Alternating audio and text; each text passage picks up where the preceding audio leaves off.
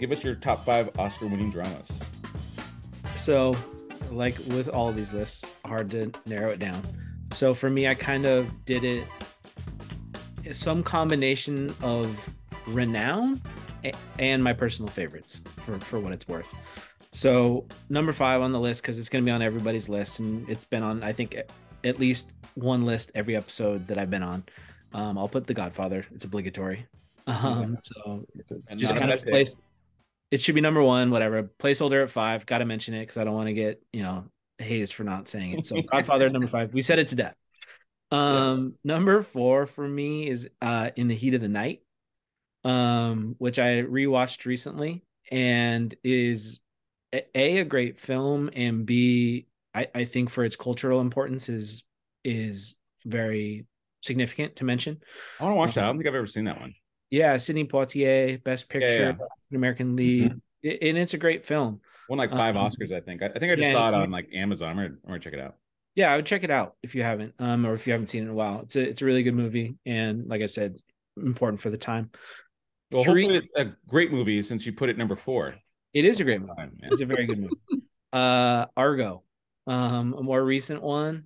And Nice. like I said, this one for me is just more of like a sentimental favorite. I'm a history fan. I work in a place where the Iranian Revolution is important. So there's like, to me, there's a lot of relevance. The The U.S. real Embassy life, or the U.S. Embassy? yeah, the real life part of it, as well as just it's well acted. I think they do a great Great. job. Ben Affleck's awesome. Number 2, one of my, if we're talking about a perfect movie, but for me in a edgier way, No Country for Old Men. Mm. Um, Yeah, I, I, I love that movie. A lot of people don't like it. I I could love it. watch, I could probably watch it every single day. I love No Country for Old Men. Javier Bardem, I mean, just came on the scene and Intense. ripped your heart through your throat. Yeah. Um, so Josh Brolin, amazing in it. So No Country for Old Men, number 2. Number Mhm. 1, I know you guys are gonna give me a hard time. I always talk about classics and old movies, and they're not relevant anymore. Everyone thinks that what's the, oh my god, I can't even believe I can't think of the name. What's the Orson Welles film that everyone says is the greatest? Gone with the Animal, Wind. No. animal, Sound of Oh, Music. Citizen Citizen Kane. Kane. Citizen Kane. Syndicate. I have Uh, Casablanca as number 1. Nice. Um, Perfect Hollywood film, World War II, defining for Bogart, Ingrid Bergman, the whole thing. It's also a perfect film, start to finish. It's awesome. So Casablanca, number 1. It kind of made Hollywood in a lot of ways. Yeah, 100%. And it still holds up pretty well. I watch, that's probably one I try and watch once a year myself. And, of all like the older classic films, that one I think can go toe to toe. And again, I think it's still entertaining, right? Which is a big thing. Some of these, like I just watched Cimarron from 1931, and it's horrendous. I mean, it's a 1931 film, and I've watched 1931 westerns, before, but I can't believe this one Best Picture. Like, it's like, what? This is so bad. Yeah. But yeah, it's got of culture, of course, terrible stereotypes and all that good stuff. But I was reading this other list earlier, and it was like the last one, and they're like, this one is the stereotypes, and this one is so terrible. Like, I can't believe this is one Best Picture. So that was great. All right, Dominique, we'll go with you. All right. So I always pick classics that I grew up with. Probably not the very best, but my favorites.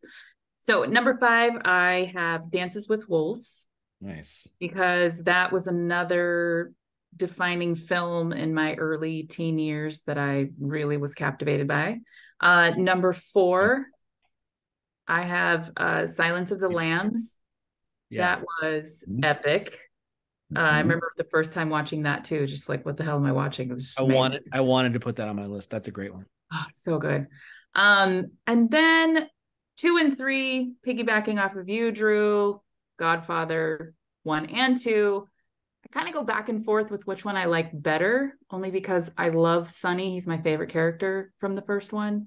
But then Al Pacino's character in the second one is just chef's kiss. And so that's 2 and 3. And number 1 for me is Oh, Schindler's List. which one is which? Which one is 2? Which one's I 3? don't know. I don't know. I can't All right.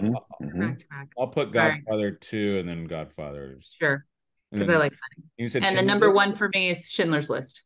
Yeah. Nice. I remember watching Interesting. that for one of our history classes. I wrote a paper on it, did a whole thing, and I'm very fascinated by everything World War II. My grandfather was in the war.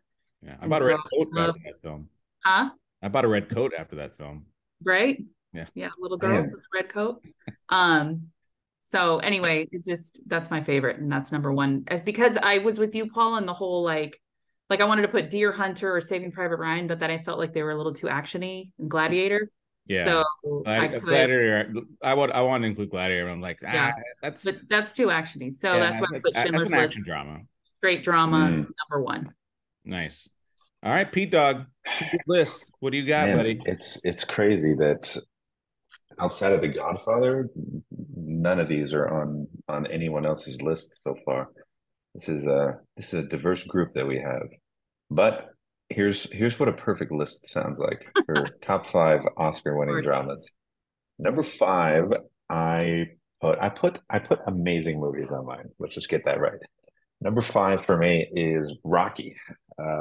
This was like this movie was made for nothing by somebody who was nothing, and it turned into one of the bigger franchises ever in history. But even if it was just one movie, and they never did anything afterwards, I think that the way that this movie was written and then performed, I think it was just absolutely stunning. It's a Yeah, beautiful story. It's a beautiful film. absolutely. Number four, even though you guys don't agree with it, I put Gladiator. I think Gladiator is one of the best movies I think I've ever seen. Yeah, I for sure. thought every character, top to bottom, yes, there is a lot of action, but there is um, so much drama and so much backstabbing and so much. I mean, there's just everything in this film. It's one of the better films, Yeah. and I can't really say I'm like really into that sort of time period in terms of films. A lot of them don't really get well done, but this one was just next level. Yeah. Number three, I put Forrest Gump because of the significance of that movie when it came out. It was unlike anything you've ever seen before. It was funny, it was sad, it was historical, quote unquote. I just thought that it was unique and it was beautiful. The music, the piano music score that they did throughout it just brought you into this very simplistic world. Even though there was chaos sort of all around it, it was just great. Uh, Number two, this movie jumped up into my top movies, and it just won Best Picture. Everything, Everywhere, All at Once. This is a movie that you can't even I've said this in our podcast before. I can't even wrap my head around somebody actually wrote this movie and then actually were able to kind of make it happen on screen. It just is impossible for me to think that that can be accomplished, and yet they did it, and it's one of the best movies I've ever seen. And number one is Godfather 1 and 2. Just combine them together. It's The Godfather. Yeah. It really should, like to Drew's point, we really should just eliminate Godfather altogether because it's Sure. kind of unfair. It's almost like Yeah, for sure.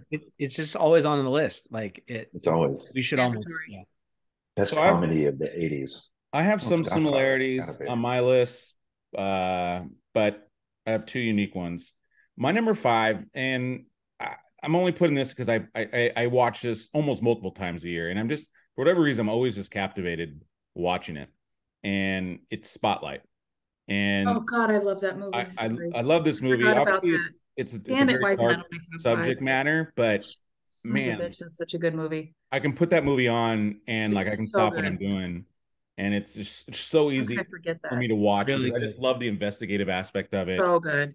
and it's really really well done. And I put that as my number five, obviously, just because I'm not saying it's necessarily the top five, but I think like right now today Great. it is because I watch it so much, and so I want to include that. Spotlight is what she said wanted to be, like in the worst. Oh kind of yeah, way. yeah, for sure, for sure. I'm surprised a lot of people have never even you did heard a of joke right Scotland. there, Pete. I thought you were doing a Michael Scott Yeah, I was like, joke. wait, what? No, I'm not joking. She said could have been Spotlight, but it No, I wasn't. forgot the title of the other film, so it threw me off. My number 4 is Drew's number 1, but Casablanca. For all the reasons that I said before, it is a true masterpiece in cinema. My number 3, and again, this was more driven. I wanted to include Dance with Wolves, but Dance with Wolves was more actiony. Wolves. Dances with what? Wolves. My number 3 is Unforgiven, and this was just this masterpiece of a Western, but that is like pure drama. There's not a ton of action in that film, but One it of is the best really movies just ever. deeper characters. Our boy Morgan Freeman, who's also in this film, is in it. My number 2, Godfather, just like everybody and their mother. And then my number 1, for again, a lot of the same reasons Pete's talking about, Rocky. I think Rocky, just the impact that it had in the way this story, like the rest of them are definitely more action oriented, but this one, there's not a lot of action in the original Rocky. I mean, there's literally like 2 fights, right? But this Spider Rico at the beginning, and then yeah, the Apollo at the end. And it's a lot of character development, and but again, to me, like the historical significance of this film, what this film has done, no other film drama wise has ever done. Nobody's ever spawned 8 sequels from a drama. Obviously Star Wars built a universe, Marvel, but those aren't dramas. Those are comic book or sci-fi type things, right? But no other drama has ever kind of spawned. And then Creed is like continuing with this ultimate kind of drama pieces, and so just an excellent film. Great. And that's why I put that my number 1. So guys, I'm not gonna lie, I'm extremely torn through all of your lists. There's something I like about everybody's list, and so everybody's a winner in my heart on the lists. I just want to say that. But I'm gonna go with